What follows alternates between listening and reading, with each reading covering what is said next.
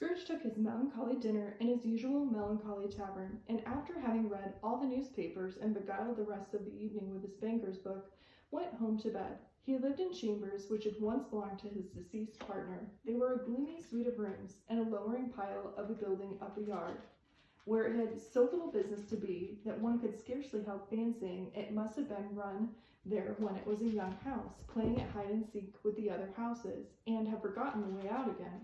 It was old enough now, and dreary enough, for nobody lived in it but Scrooge, the other rooms being all let out as offices. The yard was so dark that even Scrooge, who knew its every stone, was fain to grope with his hands. The fog and frost so hung about the black old gateway of the house that it seemed as if the genius of the weather sat in mournful meditation on the threshold. Now, it is a fact that there was nothing at all peculiar about the knocker on the door, except that it was very large. It is also a fact that Scrooge had seen it night and morning during his whole residence at the place. Also, that Scrooge had as little of what is called fancy about him as any man in the city of London, even including, which is a bold word, the corporation, alderman, and livery. Let it also be borne in mind that Scrooge had not bestowed one thought on Marley since his last mention of his 7 years as dead partner that afternoon. And then, let any man explain to me, if he can, how it happened that Scrooge, having his key in the lock of the door, sought the knocker without its undergoing any intermediate progress of change. Not a knocker, but Marley's face. Marley's face. It was not an impermeable shadow as the other objects in the yard were, but had a dismal light about it, like a bad lobster in a dark cellar. It was not angry or ferocious, but looked at Scrooge as Marley used to look, with ghostly spectacles turned up upon its ghostly forehead.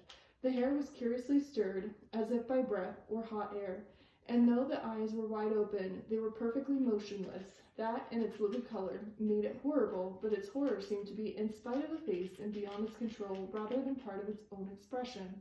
As Scrooge looked fixedly at the phenomenon, it was a knocker again. To say that he was not startled, or that his blood was not conscious of a terrible sensation to which it had been a stranger from infancy, would be untrue.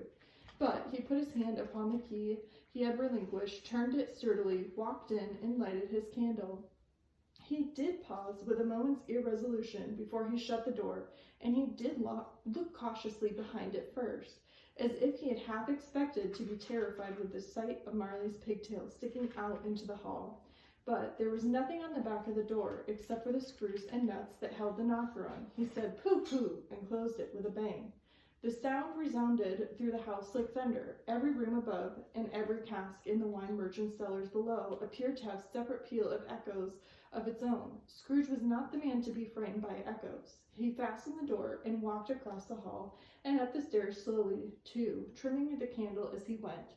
You may talk vaguely about driving a coach and 6 up a good old flight of stairs, or through a bad young Act of Parliament, but I mean to say you might have got a hearse up that staircase and not taken it broadwise, with a splinter bar towards the wall, and the door towards the balustrades, and done in easy. There was plenty of width for that, and room to spare, which is perhaps the reason why Scrooge thought he saw a locomotive hearse going on before him in the gloom.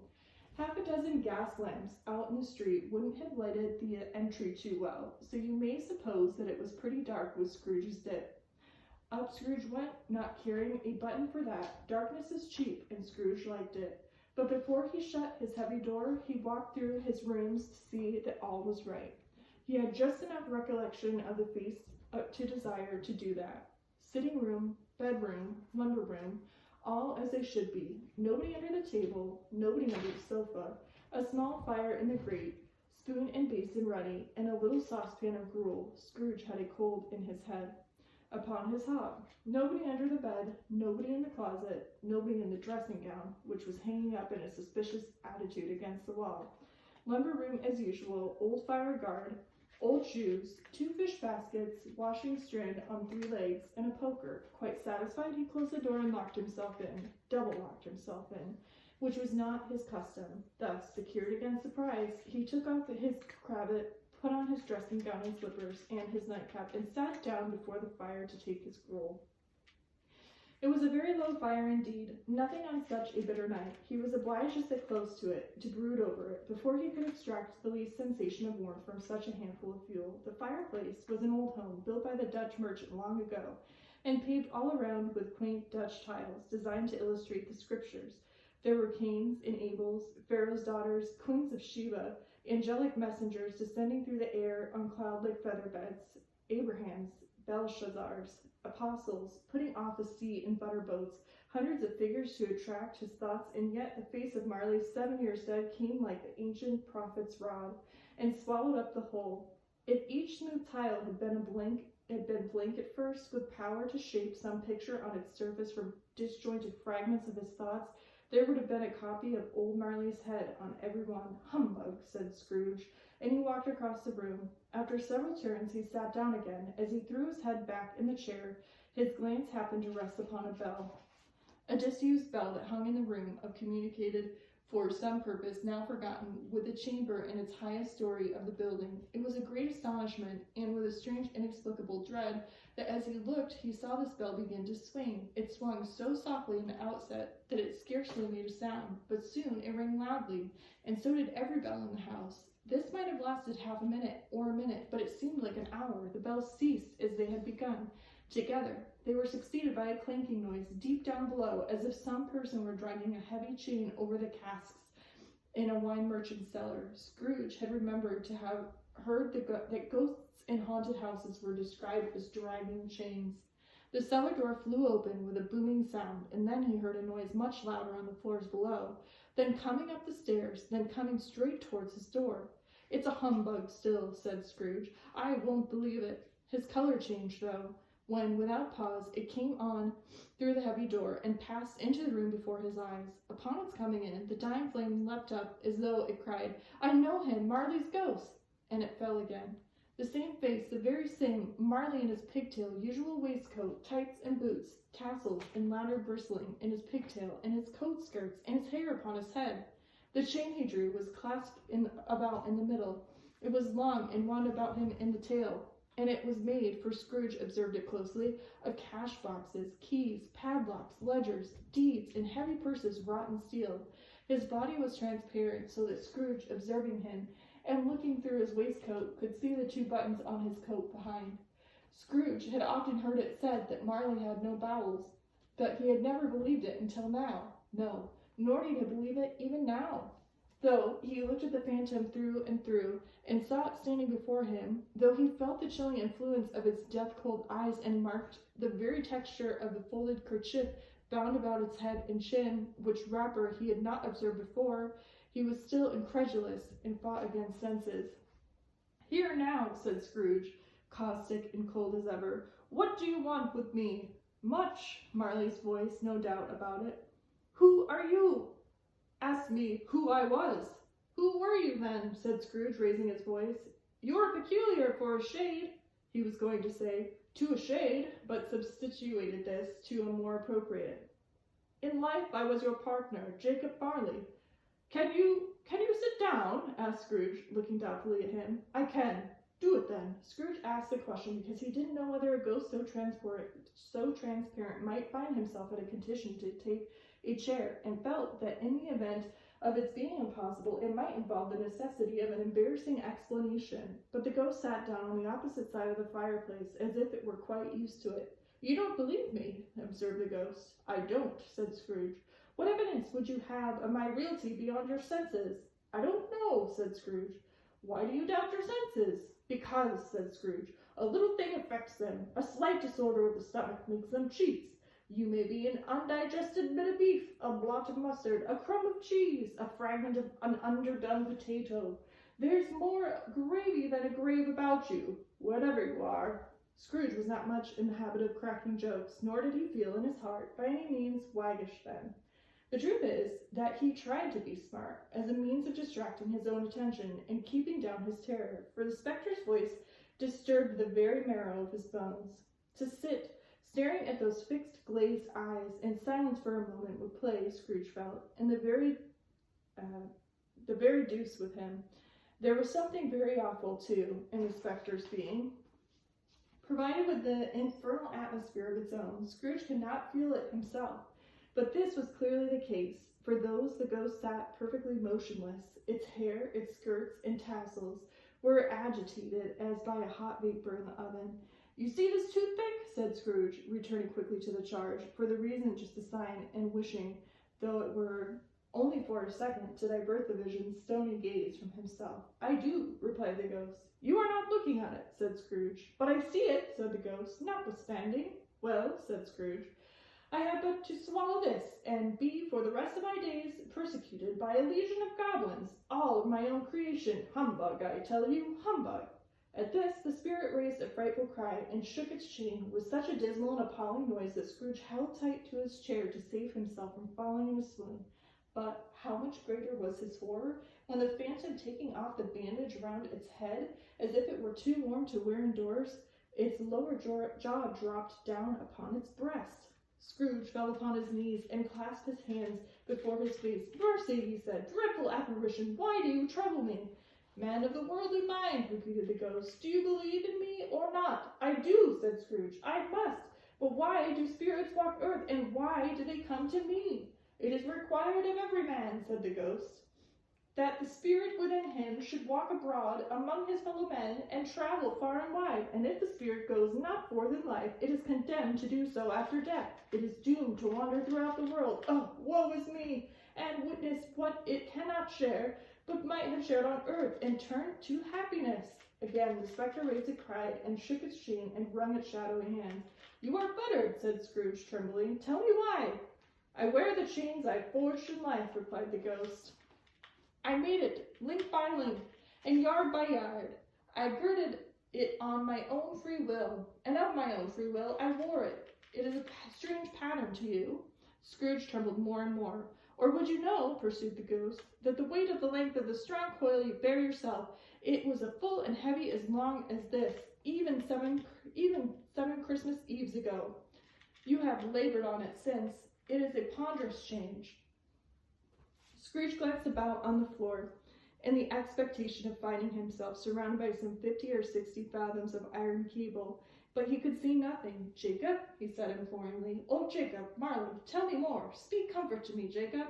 "I have none to give," the ghost replied. "It comes from other regions, Ebenezer Scrooge, and is conveyed by other ministries to other kinds of men. Nor can I tell you what I would, very little more that is permitted to me. I cannot rest, I cannot stay, I cannot linger anywhere. My spirit never walked beyond our counting house. Mark me. In life, my spirit never roved beyond the narrow limits of our money-changing hole, and weary journeys lie before me." It was a habit with Scrooge, whenever he became thoughtful, to put his hand in his breeches pockets. Pondering on what the ghost had said, he did so now, but without lifting up his eyes or getting off his knees. "You must have been very slow about it, Jacob," Scrooge observed in a businesslike manner, though with humility and defense. "Slow," said the ghost. 7 years dead," mused Scrooge. "And traveling all this time?" "The whole time," said the ghost. "No rest, no peace, incessant torture and remorse?" "You travel fast," said Scrooge. "On the wings of the wind," replied the ghost.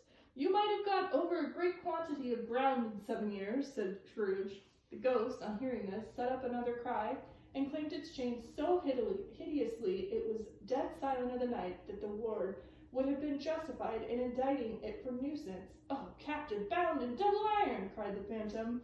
"Now to know the ages of incessant labor by immortal creatures, for this earth must pass into entirety before the good of which is susceptible is all developed. Not to know that any Christian spirit working kindly in this little sphere, whatever it may be, will find its moral life too short for this vast means of usefulness.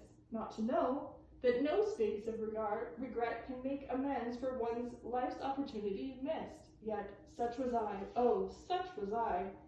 "But you were always a good man of business, Jacob," faltered Scrooge, who now began to apply this to himself. "Business," cried the ghost, wringing his hands again. "Mankind was my business. The common welfare was my business. Charity, mercy, forbearance, and benevolence were all my business. The dealings of my trade were but a drop of water in the comprehensive ocean of my business. It held up its chain at arm's length. As it did, there was a cause of all of its unraveling grief, and it flung heavily upon the ground again. At this time of The ruling year, the spectre said, I suffer most. Why did I walk through the crowds of fellow beings with my eyes turned down, and never raise them to the blessed star which led the wise men to a poor abode? Were there no poor homes to which the light would have conducted me? Scrooge was very much dismayed to hear the spectre going on at this rate, and began to quake exceedingly. Hear me, cried the ghost. My time is nearly gone. I will, said Scrooge. But don't be hard upon me. Don't be flowery, Jacob. Pray, how is that? I appear before you in the shape that you can see. I may not tell. I have sat visible beside you many and many day. It was not an agreeable idea. Scrooge shivered and wiped the perspiration from his brow. That is no light part of my penance, pursued the ghost. I am here tonight to warn you that you have yet a chance and hope of escaping my fate, a chance and hope of procuring Ebenezer. You were always a good friend to me, said Scrooge. Thank you. You will be haunted, resumed the ghost, by 3 spirits. Scrooge's countenance fell almost as low as the ghost had done. Is that a chance that you hope you mentioned, Jacob? He demanded in a faltering voice. It is. I think I'd rather not, said Scrooge. Without their visit, said the ghost, you cannot hope to shun the path I tread. Except the first tomorrow, when the bell tolls 1. Couldn't I take them all at once and have it over with, Jacob? Hinted Scrooge. Except that the second, the next night, the same hour, the third upon the next night, when the last stroke of 12 has ceased to vibrate, look to see me no more, and look that for your own sake, and remember what has passed between us. When it had said those words, the spectre took its wrapper from the table and bound its round head as before. Scrooge knew this by the smart sound of teeth made when the jaws were brought together by the bandage. He ventured to raise his eyes again and found his supernatural visitor confronting him in an erect attitude, with a chain wound round its arm. The apparition walked backwards from him, and at every step it took, the window raised itself a little, so that when the spectre reached it, it was wide open. It beckoned Scrooge to approach, which he did. When they were within 2 paces of each other, Marley's ghost held up a hand, warning him to come no nearer. Scrooge stopped, not so much in obedience as in surprise and fear, for of the rising of the hand he became sensible and confused noises in the air, incoherent sounds of lamentation and regret, wailings inexpressibly sorrowfully and self-accusatory. The spectre, after listening for a moment, joined the mournful dirge and floated out upon the bleak dark night. Scrooge followed out to the window, desperate, and in his curiosity he looked out. The air filled with phantoms, wandering hither and thither in restless haste, and moaning as they went.